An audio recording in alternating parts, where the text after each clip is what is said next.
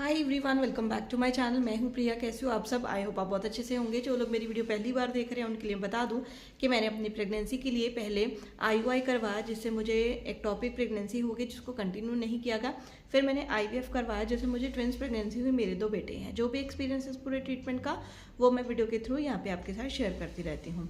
तो आज की वीडियो होने वाली है, मुझे बहुत बार आता है कि आईयूआई हमारे लिए बेस्ट है या हमारे लिए आईवीएफ बेस्ट है, हम क्या करवाएं। बहुत बार ही क्वेश्चन आता है। और क्योंकि मैं अपनी वीडियोस में कहती हूँ कि मैंने आईयूआई भी करवाया, आईवीएफ भी करवाया, तो सब पूछते हैं कि क्या बेस्ट है। तो मैं आज आपको डिटेल में बताती हूँ। देखिए, अगर आपकी एज जो है वो 25 से 35 साल के अंदर है, ठीक है, और आपकी शादी को हुए हुए 1 साल हो चुका है, मतलब आपको कंसीव करते हुए शादी को चाहे जितना मर्जी टाइम हो गया, लेकिन आप जब आप सोच रहे हो कि हमें कंसीव करना है, हमें अभी बेबी प्लान करना है, वो करते करते आपको 1 साल हो चुका है और अभी तक आपको कोई रिजल्ट नहीं आया है, तो सबसे पहले तो आप अपने डॉक्टर के पास जाइए। कई बार क्या होता है, इस टाइम पे नॉर्मल सी बात है कि एज के अकॉर्डिंग हमारे जो है वो हमारे एएमएच लेवल जो है वो लो होना स्टार्ट हो जाता है। कई बार डॉक्टर आपको पीसीओडी बताते हैं, कई बार डॉक्टर आपको पीसीओएस बताते हैं, क्योंकि ये सब अर्ली एज की प्रॉब्लम्स हैं, है ना। जैसे 25 साल, 26 साल, इससे भी पहले वाली है ना, तो ये हो जाता है कई बार। तो डॉक्टर आपको कुछ मेडिसिन देते हैं। कई बार हमारे जो हार्मोन हैं वो इम्बेलेंस हो जाते हैं, तो उसकी हमारी दवाई दी जाती है। कई बार ऐसा होता है कि हम ना एक जो ओव्यूलेशन के डेज होते हैं ना, उस टाइम पे इंटरकोर्स नहीं कर पाते, हमें पता ही नहीं होता है। तो कई बार डॉक्टर हमें वो डेट्स बताते हैं, हमें दवाई देते हैं उसके साथ में, और डेट बताते हैं कि आप इस टाइम पे जो है इंटरकोर्स करो तो आपको गुड न्यूज़ मिल सकती है। तो ये सारी चीज़ें जो हैं वो 25 से 35 साल तक अगर आपकी एज है तो आपको करनी चाहिए। फिर अब बात आती है कि आप 35 साल से ऊपर हो चुके हो, है ना, और सेम यही कंडीशन है कि आप कंसीव कर सॉरी तो सेम यही कंडीशन है कि आप कंसीव करने की कोशिश कर रहे हो और हो नहीं रहा है, तो आप अपने डॉक्टर के पास जाओ। डॉक्टर आपको कुछ मेडिसिन अगर दे रहे हैं तो ज़रूर लो। उस टाइम पे कुछ लड़कियों को डॉक्टर कुछ ब्लड टेस्ट के लिए बोलेंगे, हस्बैंड के टेस्ट को बोलेंगे। अगर आपकी एज जो है वो 35 है, आपके हस्बैंड की भी एज इतनी है, आसपास है, तो डॉक्टर आपको आपके हस्बैंड का भी सिमन एनालिसिस होता है, उसका वो करवाने को बोलेंगे। तो आपको वो ज़रूर करवाना है। जो कई बार मेल भी बहुत सारे हैं जो मेरी वीडियोस देखते हैं, तो अब तो बहुत ज़्यादा अवेयरनेस है, अब तो बहुत ज़्यादा लड़के ऐसे हैं कि वो बिल्कुल भी दिक्कत नहीं उनको होती है अपना टेस्ट करवाने में या करने में। लेकिन कुछ है अभी भी जिनको होता है कि नहीं, लड़की में ही प्रॉब्लम है, ये है वो है ना। तो प्लीज़, अगर आपको बोला है तो आप करवाइए, है ना। तो उस टाइम पे डॉक्टर अगर आपको 1 से 2 बार कहते हैं कि आप दवाइयाँ लिए और आप नेचुरल कंसीव कर एक नेचुरल ट्राई कीजिए 1 से 2 बार, तो आप वो ज़रूर कीजिएगा। उसके बाद अगर आपको डॉक्टर आईयूआई के लिए बोलते हैं, है ना, आपका एएमएच लेवल लो भी है लेकिन डॉक्टर को लगता है कि नहीं, हमें आईयूआई ट्राई करना चाहिए, तो वो आपको ज़रूर करना चाहिए। देखिए, आईयूआई जो होता है वो आईवीएफ से बहुत ज़्यादा अलग है। आईयूआई में जो जो सारा प्रोसेस है वो एक नेचुरल तरीके का ही प्रोसेस है। उसमें सिर्फ आप इंटरकोर्स नहीं करते हो, वैसे सारा प्रोसेस वैसे ही होता है। हस्बैंड के जो स्पर्म होते हैं वो डायरेक्ट ओव्यूलेशन के डेज पे कुछ आपको इंजेक्शन या मेडिसिन दे के आपको ओव्यूलेशन के डेज पे आपके अंदर इंसर्ट कर दिए जाते हैं। तो अंदर सारा प्रोसेस जो है वो नेचुरल ही होता है, सिर्फ आप इसमें इंटरकोर्स नहीं करते हो, ठीक है। अगर आप ये करवाते हो तो आपका खर्चा पहले तो बहुत कम होता है। देखिए, कहाँ 20 से 25 हज़ार और कहाँ लाखों, है ना, तो बहुत ज़्यादा फ़र्क है। और कहाँ आपके इतने इंजेक्शन्स लगेंगे, आपको एग्स बनाने वाले, फॉलिकल्स बनाने वाले इंजेक्शन लगवाए जाएंगे, और ये सब होता है ना। और उसके बाद भी ट्विन्स हो जाते हैं कई बार आईवीएफ में, तो वैसे भी खर्चा बढ़ जाता है। मतलब बहुत सारे आईवीएफ और आईयूआई बिल्कुल अलग अलग हैं। अगर आपको किसी चांस है कि आपको, अगर आपकी मैं आप ये चीज़ नहीं बोल पाई, अगर आपकी ट्यूब्स खुली हुई हैं तो डॉक्टर अगर आपको आईयूआई का बोल रहे हैं, चाहे आपकी एज 35 प्लस भी है, तो आप करवा लीजिएगा।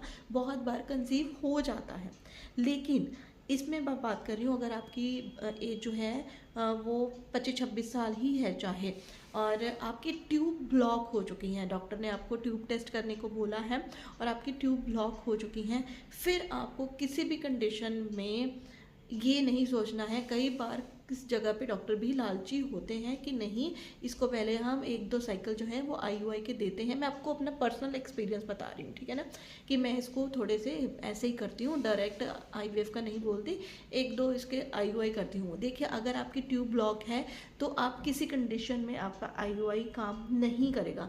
बहुत कम चांसेस है कि आपका IUI जो है वो आपको अच्छा रिजल्ट दे, नहीं देता है।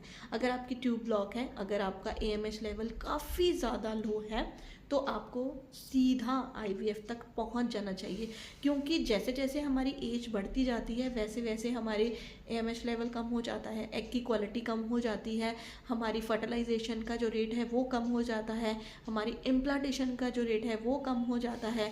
उधर अगर हम मेल में अब हमारे पार्टनर में बात करें तो उनकी भी एज हमारे साथ ही बढ़ रही है, तो उनके भी स्पर्म क्वालिटी जो है, काउंट जो है वो कम होना स्टार्ट हो जाता है। तो ये सारी मैंने चीज़ें बताई हैं, ट्यूब ब्लॉक है, ये सब है, तो सीधा आप IVF पे जाओ। फिर अगर आपको कोई दिक्कत नहीं हुई है, आपकी शादी ही बहुत लेट हुई है, जैसे 36-37 में हुई है ना, इस एज में हुई है, तो अगर आपने भी कंसीव करने का ट्राई किया है तो नहीं हुआ है, तो आप तो सीधा ही, देखिए मैं यहाँ पे कुछ भी वो नहीं कह रही हूँ कि आप बहुत एज के हो, मेरी भी 35 प्लस हो चुकी है, 35 सॉरी मेरी चल रही है, तो मैं ये नहीं कह रही, लेकिन एज बहुत ज़्यादा मैटर करती है, हमारा लाइफस्टाइल बहुत ज़्यादा मैटर करता है, हमारी डाइट बहुत ज़्यादा मैटर करती है। हम आजकल जॉब करते हैं, पहले तो हम होता है कि हम सेटल वगैरह हो जाए, तो अगर आप 36, 37, 38 साल के हो तो आपको कंसीव करने की आपने ट्राई किया है, नहीं हो रहा है, तो आप सीधा IVF में जाइए, सीधा IVF में जाइए, क्योंकि उसमें भी बहुत ज़्यादा दिक्कत है। जो IVF है वो भी कई बार हमें एग डोनर लेना पड़ता है, अगर हमारी एज ज़्यादा है, हमारा AMH लेवल लो है, तो मैं आपको इसलिए कह रही हूँ कि कई बार हमारे 1-2 एग ही हमारा मिलता है, 2 एग हमारे मिल जाते हैं, 1 एग मिल जाता है, तो उससे वो हमारा एग अच्छा होता है, तो उससे हम खुद के एग के साथ हम कंसीव कर पाते हैं, खुद के एग के साथ हम प्रेग्नेंट हो पाते हैं। तो अगर एज ज़्यादा हो जाती है, मैंने कल भी जो वीडियो बनाई कि अगर आप 40 प्लस हैं तो क्या आप प्रेग्नेंट हो सकते हो, तो आप हो सकते हो, लेकिन फिर आपको एग डोनर लेना पड़ता है ना, या फिर आपके हस्बैंड की अगर स्पर्म क्वालिटी इतनी अच्छी नहीं है तो आपको स्पर्म डोनर लेना पड़ता है। तो इसलिए ये सारी जो चीज़ें मैंने आपको बताई हैं, ये आपको IUI और IVF करवाते समय ध्यान में रखनी पड़ेंगी। नो डाउट आपको IVF में थोड़ा चांस ज़्यादा हो जाता है, लेकिन अगर आपके पास टाइम है, अगर आपके डॉक्टर कह रही हैं कि आपको प्रॉब्लम नहीं है, तो आप IUI बेस्ट है, आप करवा सकते हो। सबसे पहले जैसे मैंने आपको बताया कि आपको खर्चा कम होगा, दवाइयाँ कम खानी पड़ेंगी, है ना, ये सारी चीज़ें जो होती हैं वो IUI में आपको कम करनी पड़ती हैं। उसके बाद अगर मैं बात करूँ तो इस सारे ट्रीटमेंट जो भी आप करवा रहे हो, इसके बीच में आपको अपना लाइफस्टाइल ठीक करना पड़ेगा। आपको अपनी डाइट, सबसे ज़्यादा डाइट हमारी जो हमने बिगाड़ रखी है ना, हम जो गलत खाते हैं उससे हमारे सारे के सारे अंदर का सिस्टम ही ख़राब हुआ पड़ा है। लेकिन अगर आप कंसीव करना चाह रहे हो, आप इन सारे प्रोसेस के बीच से निकल रहे हो, तो आपको अपनी डाइट के ऊपर पूरा ध्यान देना चाहिए। आपको हाई प्रोटीन डाइट लेनी बहुत ज़्यादा ज़रूरी होती है, क्योंकि बेबी कंसीव करने के लिए हाई प्रोटीन जो डाइट होती है वो आपकी बहुत ज़्यादा हेल्प करती है। आपको अपने आप को हाइड्रेट रखना बहुत ज़्यादा अच्छा होता है। आपको विटामिन D की बहुत ज़्यादा ज़रूरत होती है, आपको विटामिन B12 की बहुत ज़्यादा ज़रूरत होती है, विटामिन C आपके लिए बहुत अच्छा होता है। तो ये सारी जो चीज़ें होती हैं ये हमें अच्छे खान पीन से ही आएंगी। तो बहुत सारी आप अच्छा योगा कर सकते हो, अगर आपके पास बिल्कुल भी टाइम नहीं होता है, आप जॉब करते हो, बिल्कुल आपके पास टाइम नहीं है, तो थोड़ा आधा घंटा अपने दिन में से निकाल लीजिए और आप योगा कीजिए। बहुत सारे यूट्यूब पे ऐसे वीडियोस हैं वो ऐसा योगा सिखा सकते हैं, जैसे बटरफ्लाई हो गया, मुझे 2-4 ही पता है, तो आप वो कर सकते हो। इससे भी आपकी जो सक्सेस रेट है उसमें आपको बढ़ोतरी होती नज़र आएगी। तो आई होप मेरी इस वीडियो से आपको पता चल गया होगा कि कब आपको IUI के साथ जाना चाहिए और कब आपको IVF के साथ जाना चाहिए। तो आपको अगर वीडियो अच्छी लगी है तो प्लीज़ वीडियो को लाइक करना, और जिसको इसके साथ आपको लगता है कि शेयर करना चाहिए उसके साथ शेयर भी करना। मिलती हूँ आपको अपने अगली वीडियो के साथ, और जी हाँ, सजेशन ज़रूर देना कि आपको और किस टॉपिक पे वीडियो देखनी है। तो मिलती हूँ आपको अपने अगली वीडियो के साथ, तब तक के लिए अपना ध्यान रखिए एंड बाय बाय।